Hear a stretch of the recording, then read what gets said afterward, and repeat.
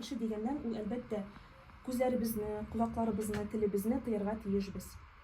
Чөнки хадистә әйтелә, уразаны ике нәрсә боза. Ул ялган һәм гайбәт сүзләр. Һәм иң куркынычы булган шундый хәлләр. Рамазан аена хәтле кеше мәсәлән тәмәке тарта, бәлки эчәдер дә, Рамазан ай җиткәч уразасын тота. Кешеләр уйлый, менә эчеп йөрде, тартып йөрде, Рамазан аенда үзен ураза тотарга җыенды, ураза тота. Нинди кеше инде бу дип уйлыймы? Аллаһ сакласын мондый уйлардан. Чөнки без белмибез, Аллаһ Тәгалә бер елдан соң ничек урынны алмаштырыр. Мәсәлән, үземдә дә шундый мисал. Үз гомеремдә мин тәрбияче эшләгән идем садикта. Һәм мин бар иде безнең администратор. Һәм мин уйлыйдым, администраторның эше инде ул әллә ни авыр түгел. Сен инде кешене каршы аласың, озатасың, әзрәк видео төшерәсең дә һәм булды. Һәм Аллаһ Тәгалә шулай эшләде, мин үзем администратор булып эшли башладым. Һәм мин аңладым, аның эше бермә-бер авыррак икән. Бу инде кырыйдан гына җиңел кебек. Үз башыңа төшкәч инде, аңлыйсың аның авырлыгын.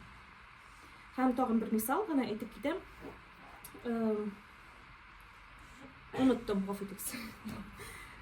Димәк, без кешене гаепләргә тиеш түгелбез, аның турында сөйләргә тиеш түгелбез, уйларга тиеш түгел. Чөнки исламда бар шундый момент, кеше ни эшәкелек эшли икән, аңа 70 төрле сәбәп табарга тиешбез, ни өчен ул бу эшне эшләде. Аңлашылды икән? Димәк, хуснузан булырга кирәк. Аның турында яхшыма уйларга тиешбез. Киләсе момент ул Рамазан, ул Коръән ае. Без Коръән китабын Рамазан аенда аеруча күбрәк укырга тиешбез. Чөнки Рамазан аенда Коръән иңә башлый. Ул 23 ел эчендә иңә. Һәм беренче аятлар Рамазан аенда килә. Ул Иқра сүрәсе. Һәм кемдер мен Коръәнне укый алмыйм дия икән, транскрипцияны, хотя бы транскрипцияны ачып, шуны укырга. Күп кенә курслар бар, күп кенә дәресләр бар.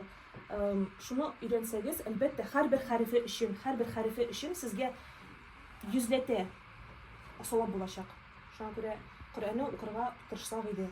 Кем инде укый ала, ул әлбәттә инде бер ай эчендә хәтем узарга тиеш. Хәтем ул Коръәнне бөтенләй укып чыгу. Һәм соңгысы, мин беренчесен аерып чыгардым. Һәм соңгысы ул әлбәттә Рамазан аеның соңгы 10 көнендә без нәрсәне көтәбез? Кадер кичәсе. Кадер кичәсе ул 1000 айдан да өстенрәк, хәерлерәк булган төн. Ул төнне нинди генә дуа кылсагыз да, ул кабул булачак. Чөнки ул төнне бөтен фәрештәләр беренче күккә хәтле төшәләр дә, һәм һәрберегезнең дуасын кабул итәләр. Амин дип әйтәләр дә, кабул итәләр. Ничек ул төнне кайчан, ничек бу төнне табарга? Кайчан була? Без аны белмибез. Аны Аллаһ Тәгалә генә белә. Ләкин аның беренче билгесе бар. Беренчесе ул төн бик тыныч булыр. Димәк, анда болытлар булмас, җил исмәс, этләр өрмәс. Йолдызлар бик якты булыр, йолдыз атулар булмас. Икенче билгесе ул соңгы 10 төнендә әлбәттә булачак. Өченче билгесе ул 21-нче, 23-нче, 25-нче, 27-нче һәм 29-нче төннәрендә була. Бу токсан дип атала, ялгышмасам, әйме? Яки җыпсан, мен бу төн алам. Аңлашып булмадыгыз, токсан, әйме? Һәм сез күрәсез, күргәнегез бардыр календарда, менә бүген Кадер кичәсе дигән төн дип язалар.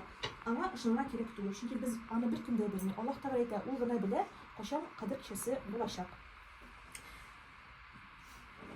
Монсы булды Рамазан ае турында. Һәм Аллаһ Тәгалә әйткән, ураза тотучы кешенең ике шатлыгы булыр: авыз ачканда һәм минем белән очрашканда. Чөнки җәннәтнең 8 капкасы булачак, аның берсенең исеме Райян. Ягъни ураза тотучылар аерым шушы капкадан керәләр дигән сүз бар. Шулай итеп, минем кечкенә генә вәгазем тәмам. Бик зур рәхмәт сезгә тыңлаганыгыз өчен. Аңлашылды дип уйлыйм. Һәм шушы тоткан уразаларыбыз, Алла бирсә, бу дөньяда да, ахирәттә дә безгә булышсын, безгә ярдәм итсен. Һәм барыбыз да, иншалла, шулай матур тавыннар белән җәннәттә утырырга язсын.